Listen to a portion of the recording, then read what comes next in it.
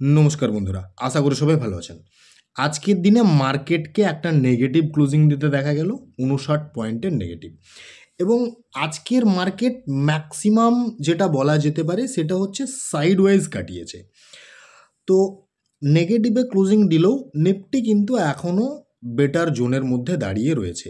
যে র্যালিটা দিয়েছিল সেই র্যালির হিসেবে এই মুহূর্তে যে কারেকশনটা দেখাচ্ছে সেটা কিন্তু একদম নর্মাল কারেকশন বলে আমি পার্সোনালি মনে করছি।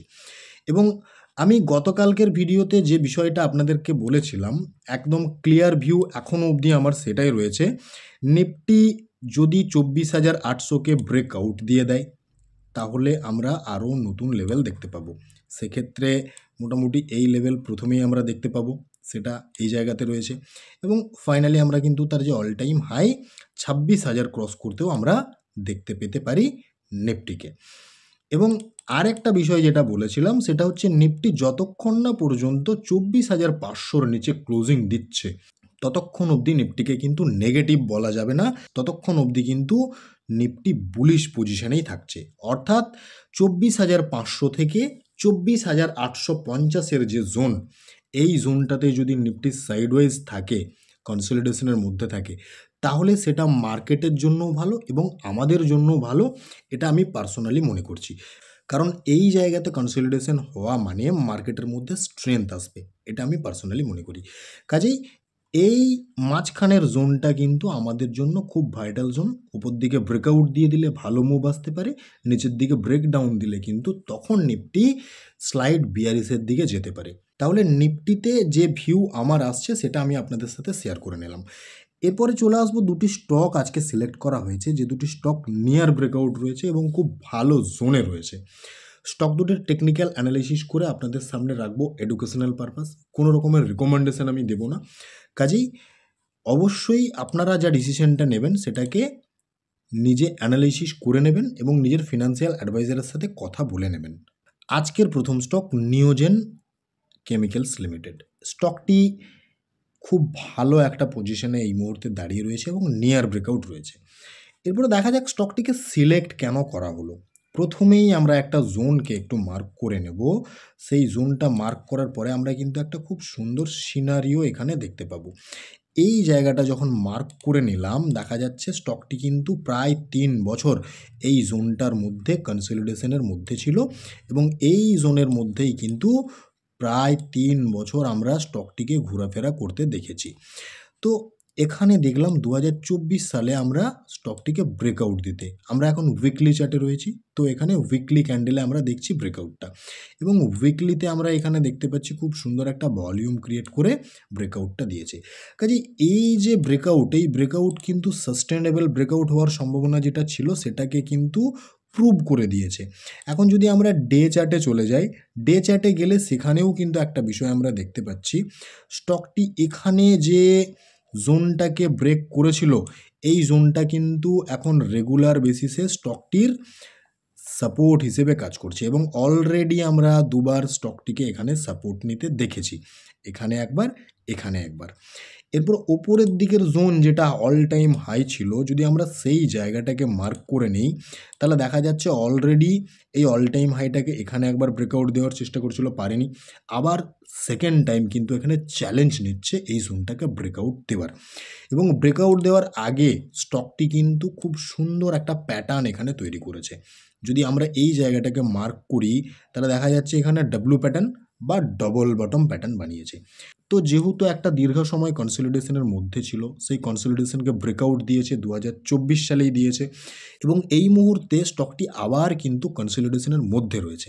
তো এখানে যে জোনটাকে মার্ক করা হয়েছে 2362, এর ওপরে যদি স্টকটি একটা ভালো গ্রিন কালারের ক্যান্ডেলে ক্লোজিং দিয়ে দেয় তাহলে কিন্তু এখানে আরও একটা ভালো মুভ নিয়ার ফিউচার আশা করা যেতে পারে। এবং অবশ্যই এখানে যে বিষয়টা আমাদেরকে দেখতে হবে সেটা এখানে কিন্তু একটা ভালো ভলিউম আমাদেরকে দেখতে হবে, তাহলে এই জায়গাতে বেশ সুন্দর একটা সিনারিও তৈরি হবে, আরও ওপরের দিকে যাওয়ার পোটেনশিয়াল তখন কিন্তু তৈরি হবে। এবং এই যে 2362 রয়েছে এর ওপরে কিন্তু আমরা একটা সুইং ট্রেডিংয়ের অপরচুনিটি পেতে পারি। কাজেই স্টকটিকে ওয়াচ লিস্টে রাখা যেতে পারে একটি সুইং স্টক হিসেবে। নেক্সট স্টকে আসবো কল্যাণ জুয়েলার্স। এই স্টকটি নিয়ে ডিসকাস করার আগে চ্যানেলে যারা প্রথমবার ভিজিট করছেন অবশ্যই চ্যানেল সাবস্ক্রাইব করুন, বেল আইকন প্রেস করে দিন, লাইক অবশ্যই একটা করে দেবেন। পাবলিক টেলিগ্রাম চ্যানেল যদি এখনও জয়েন না করেছেন অবশ্যই জয়েন করে যান, আমি ম্যাক্সিমাম আপডেট ওখানে দেওয়ার চেষ্টা করি এবং লাইভ মার্কেটের চেষ্টা করি। কল্যাণ জুয়েলার্স স্টকটিকে আমরা মিড টার্মের ভিউ এবং সুইং ট্রেডিংয়ের ভিউ দুটোই রাখতে পারি। কেন স্টকটিকে সিলেক্ট করা হলো সেটা প্রথমে দেখে নেওয়া যাক। প্রথমেই আমরা উইকলি চার্টে একটা অ্যানালিসিস করব। উইকলি চার্টে আমরা একটা বিষয় এখানে দেখতে পাচ্ছি, যদি এই জায়গাটাকে মার্ক করা হয় তাহলে দেখা যাচ্ছে এখানে একটা ফ্ল্যাগের মতন প্যাটার্ন বানিয়েছিল, যে ফ্ল্যাগ প্যাটার্নটাকে কিন্তু অলরেডি ব্রেকআউট দিয়ে ফেলেছে। যদি আমরা এই জায়গাতে একটা লাইন টেনে দিই তাহলে দেখা যাচ্ছে এখানে কিন্তু বুলিশ ফ্ল্যাগ প্যাটার্ন বানিয়েছিল, অর্থাৎ এটা পোল এবং এটা ফ্ল্যাগ, সেই ফ্ল্যাগ প্যাটার্নকে ব্রেকআউট দিয়ে ফেলেছে এবং সেই সাথে স্টকটি কিন্তু তার যে অল টাইম হাই, সেই অল টাইম হাইয়ের কাছেই কিন্তু আজকের দিনে ক্লোজিংটা দিয়েছে। যদি আমরা এই জায়গাটাকে মার্ক করি তাহলে দেখা যাচ্ছে সেই জায়গাতেই কিন্তু স্টকটি ক্লোজিং দিয়েছে মোটামুটি 775-76-এর কাছাকাছি। তাহলে এখানে আমরা একটা বুলিশ ফ্ল্যাগ প্যাটার্ন দেখতে পেলাম, সেটাকে ব্রেকআউট করে দিয়েছে এবং সেই সাথে এখানে যে অল টাইম হাই ছিল সেই হাইটাকে কিন্তু আবার এখানে ব্রেক করার চ্যালেঞ্জ নিচ্ছে। অর্থাৎ বুলিশ ফ্ল্যাগ প্যাটার্নের ওপরের দিকের যে জোন সেটাকে যদি ব্রেকআউট দিয়ে দেয় তাহলে কিন্তু মিড টার্মের ভিউতে এখানে একটা ভালো অপরচুনিটি আসতে পারে। কাজেই আমাদেরকে এখানে দেখতে হবে 775-এর উপরে স্ট্রং ক্লোজিং আসছে কিনা ডেলি চার্টে। এরপরে সুইং ট্রেডিংয়ের অপরচুনিটি যদি আমরা খুঁজতে যাই তখন আমরা স্টকটিকে ডেলি চার্টে অ্যানালাইসিস করব। ডেলি চার্টে যদি আমরা অ্যানালাইসিস করি এখানে কিন্তু খুব সুন্দর একটা সিনারিও আমরা দেখতে পাচ্ছি। আমি অলরেডি উইকলিতে যখন অ্যানালাইসিস করছিলাম তখন উপরের দিকে জোনটা ড্র করে দিয়েছি। এখানে অল টাইম হাই লাগানোর পর এখানে একবার ট্রাই করেছিল, এটাকে ব্রেক করার পারেনি, আবার এখানে চ্যালেঞ্জ করছে। তো এই জায়গাতে যদি আমরা একটা জায়গাকে ড্র করে নিই তাহলে দেখা যাচ্ছে স্টকটি কিন্তু এখানেও একটা খুব সুন্দর প্যাটার্ন তৈরি করেছে শর্ট টার্মে, এখানে রাউন্ডিং বটম তৈরি করেছে এবং এই রাউন্ডিং বটমকে যদি ব্রেকআউট দিতে আমরা দেখি তাহলে কিন্তু এখানে ভালো একটা অপরচুনিটি আসতে পারে এবং খুব সুন্দর একটা মুভ আমাদেরকে সুইং ট্রেডিংয়েও দিতে পারে, যেটা হচ্ছে 775-এর ওপরে ব্রেকআউট আসার পর।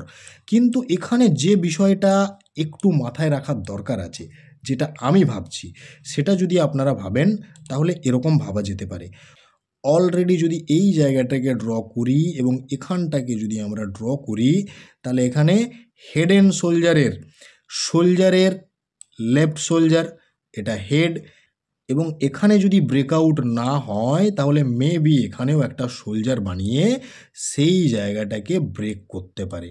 অর্থাৎ রাউন্ডিং বটমের যদি ব্রেকআউট না আসে সেক্ষেত্রে কিন্তু এখানে inverted head and shoulder pattern বানানোর দিকে স্টকটি এগোতে পারে।